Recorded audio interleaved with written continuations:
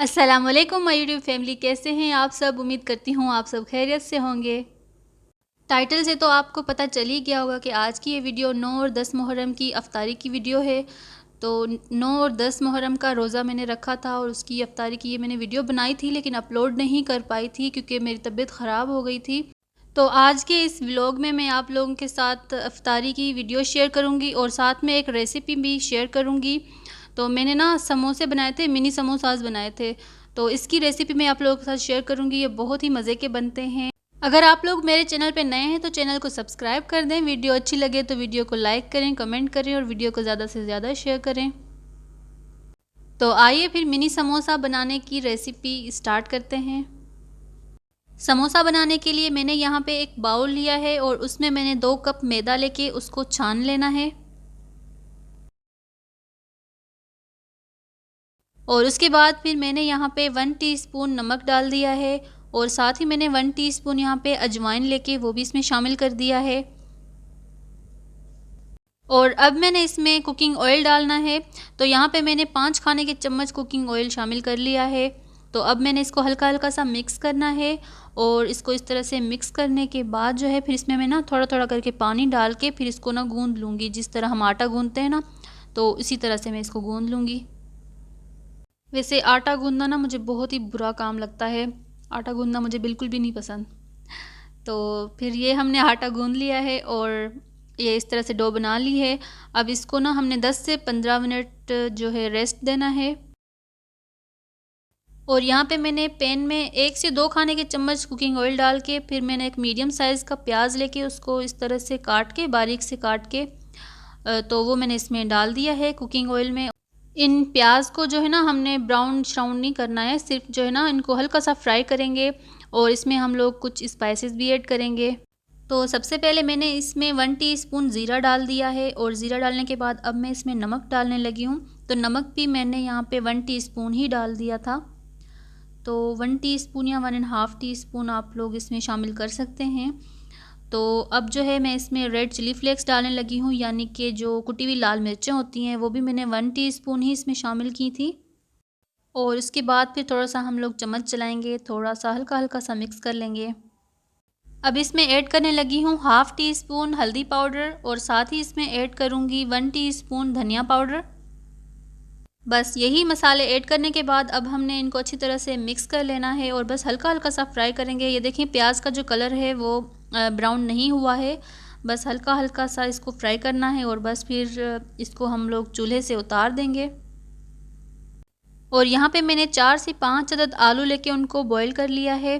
تو اب میں ان کو اس طرح سے گریٹ کر لوں گی، آپ لوگ میش بھی کر سکتے ہیں، گریٹ بھی کر سکتے ہیں۔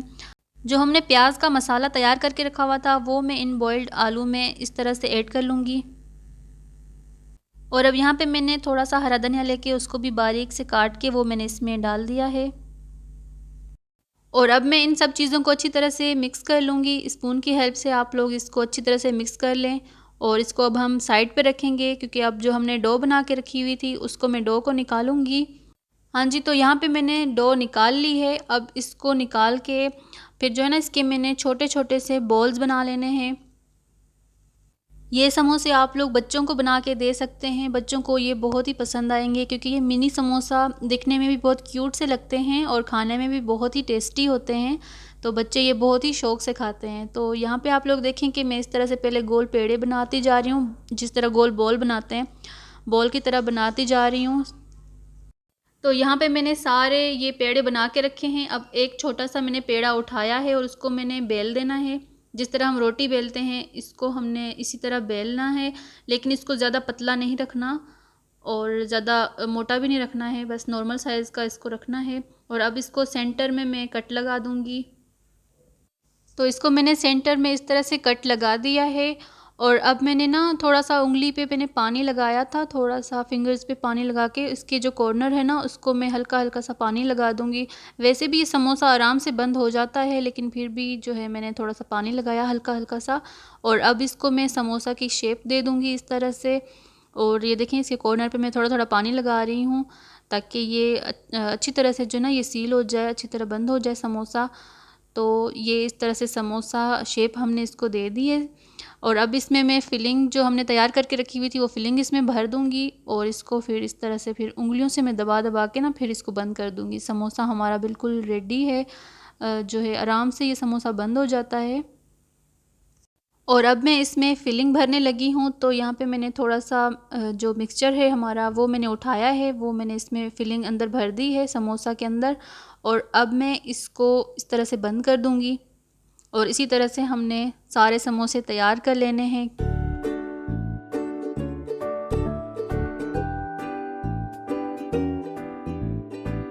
اور یہاں پہ میں نے سارے سموسوں میں فلنگ بھر کے تیار کر کے رکھ دیے ہیں، اور یہاں پہ میں نے جو ہے آئل گرم ہونے کے لیے رکھا تھا، تو آئل ہمارا اچھا خاصا گرم ہو چکا ہے۔ اب میں نے سارے جو سموسے ہیں، سارے نہیں، 4 بھی ڈال سکتے ہیں، 5 بھی، جتنی آپ کی کڑھائی میں اسپیس ہو آپ اتنے ڈال دیجئے گا سموسے۔ تو تیل ہم نے اچھا خاصا گرم کر لیا تھا، اور اس کے بعد جیسے میں نے سموسے اس میں ڈالے ہیں، اس کے بعد جو ہے نا میں نے اس کا چولہا تھوڑا سا کم کر دیا ہے۔ پہلے ہائی ہیٹ پہ ہم نے نا تیل گرم کر لیا، تیل اچھا خاصا گرم ہو گیا نا، پھر میں نے میڈیم فلیم کر دی تھی، کیونکہ پھر سموسہ کا کلر جو ہے نا وہ جلدی چینج ہو جاتا ہے، اور اس طرح سے سموسے جو ہے نا اچھے نہیں لگتے، اسی لیے پھر میڈیم فلیم پہ میں نے ان کو پکایا ہے۔ خوبصورت سا کلر آ چکا ہے، گولڈن کلر، اور اس کے بعد پھر یہ میں نے سموسے جو ہیں وہ نکال لیے ہیں، پلیٹ میں نکالتی جاؤں گی۔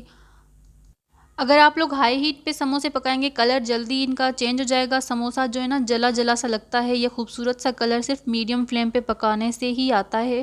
تو یہ دیکھیں کتنے خوبصورت سے ہمارے سموسے جو ہیں وہ ریڈی ہیں۔ بہت ہی ٹیسٹی اور بہت ہی مزے کے یہ سموسے بنتے ہیں، آپ لوگ یہ ضرور ریسیپی ٹرائی کیجئے گا۔ تو یہ سموسے میں نے بنا لیے تھے، اور اس کے علاوہ میں نے ایک اور آلو کی ریسیپی ہے، وہ بھی میں آپ لوگ ساتھ کبھی شیئر کروں گی۔ تو جلدی جلدی میں یہ میں نے 10 منٹ سنیک ہے، یہ بہت ہی جلدی بن جانے والی ریسیپی ہے، یہ کبھی ڈیٹیل ریسیپی آپ لوگوں کے ساتھ یہ میں شیئر کروں گی۔ تو یہ میں نے آلو، اس کو پوٹیٹو بائٹس بھی کہا جا سکتا ہے، تو یہ میں نے بنا لیے تھے جلدی جلدی میں، یہ بھی بہت ہی ٹیسٹی بنتے ہیں۔ تو یہ ڈفرینٹ سی ریسیپیز ٹرائی کرنا مجھے بہت ہی اچھا لگتا ہے، ڈفرینٹ سا ٹیسٹ ہر چیز کا۔ تو یہ دیکھیں اس طرح سے یہ دکھتے ہیں کچھ۔ تو یہ افطار کا ٹائم ہونے لگا تھا، اور یہ میں نے ساری چیزیں رکھ دی ہیں، تو افطار کا ٹائم ہونے ہی والا تھا۔ تو یہ سموسے اور یہ پوٹیٹو بائٹس میں نے بنائے تھے، تھوڑا سا فروٹ بھی میں نے زیادہ نہیں کھایا تھا۔ تو بس نا جب بھی روزہ رکھتے ہیں آپ لوگ تو جانتے ہی ہیں کہ کچھ بھی کھانے کا دل نہیں کرتا، افطاری کے بعد تو بس نیند ہی آنے لگتی ہے۔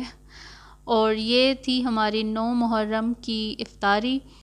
اور جی یہ آپ لوگ دیکھ رہے ہیں اگلے دن 10 محرم کی افطاری یہ بن رہی ہے، تو میں بریانی بنا رہی ہوں، یہ بریانی کا قورمہ بن رہا ہے۔ تو بریانی کی ریسیپی آپ لوگوں کو میرے چینل پہ پہلے مل جائے گی، یا ڈسکرپشن باکس میں اس کا لنک بھی دے دوں گی۔ تو اگر اسپائسی سی بریانی آپ کو پسند ہے تو یہ میں نے اسپائسی بریانی بنائی تھی، تو اس کا ڈسکرپشن باکس میں آپ کو لنک مل جائے گا۔ یہ بہت ہی ٹیسٹی اور مزے کی یہ بریانی بنتی ہے۔ تو 10 محرم کی افطاری میں نے یہ بریانی بنائی تھی، اور آج میں نے کوئی سموسے پکوڑے یہ نہیں بنائے تھے، تو کیونکہ نا ہم اگر سموسے پکوڑے کھا لیں تو پھر کھانا کھانے کا دل نہیں کرتا، اس وجہ سے پھر میں نے ایک ہی دفعہ یہ بریانی بنا لی تھی، ساتھ میں سلاد اور رائتہ بھی بنا لیا تھا۔ بریانی تو سب کو پسند ہوتی ہے، تو کسی کو اسپائسی پسند ہوتی ہے، کسی کو لائٹ سی پسند ہوتی ہے۔ تو اس کو میں نے اسپائسی بنانے کے لیے اس میں نے گرین چلیز کچھ زیادہ ایڈ کر لی تھی، 6 سے 7 عدد میں نے اس میں گرین چلیز ایڈ کر لی تھی تاکہ اسپائسی سا ٹیسٹ آئے۔ اور آپ لوگوں میں سے کس کس کی بریانی فیوریٹ ہے مجھے کمنٹ باکس میں ضرور بتائیے گا۔ اور کھانا کھانے کے بعد پھر چائے کی کریونگ ہو رہی تھی، پھر میں نے سوچا تھا کھانا کھا کے چائے بنا لوں گی، کیونکہ سر میں بھی کافی درد ہو رہا تھا، اور پھر اس کے بعد کھانا کھانے کے بعد ہی میں نے چائے بنائی تھی۔ تو یہ میں چائے بنانے لگی ہوں، اور میں نے سوچا تھا کہ شاید سر درد اس چائے پینے سے ختم ہو جائے گا، پتہ نہیں ایسے کیوں بولتے ہیں کہ چائے پینے سے سر درد ختم ہو جائے گا، جس کو سر میں درد ہوتا ہے کہتے ہیں چائے بنا دیں سر کا درد ختم ہو جائے گا۔ تو میں نے پھر کوئی ٹیبلٹ وغیرہ بھی نہیں لی تھی، اور افطاری کرنے کے بعد جو ہے نا پھر میں نے چائے بھی پی تھی، لیکن سر کا درد ختم نہیں ہو رہا تھا، اور زکام وغیرہ بھی ہو گیا تھا، کافی طبیعت میری خراب رہی ہے، اور اب اللہ کا شکر ہے اب میری طبیعت بھی کچھ بہتر ہے۔ تو آج کی یہ ویڈیو آپ لوگوں کو کیسی لگی مجھے ضرور بتائیے گا، ویڈیو کو لائک کرنا مت بھولیے گا۔ تو چلیں جی اب مجھے دیجیے اجازت، پھر آؤں گی ایک اور نئی ویڈیو کے ساتھ، تب تک اپنا ڈھیر سارا خیال رکھیے گا اور مجھے اپنی دعاؤں میں یاد رکھیے گا۔ اللہ حافظ۔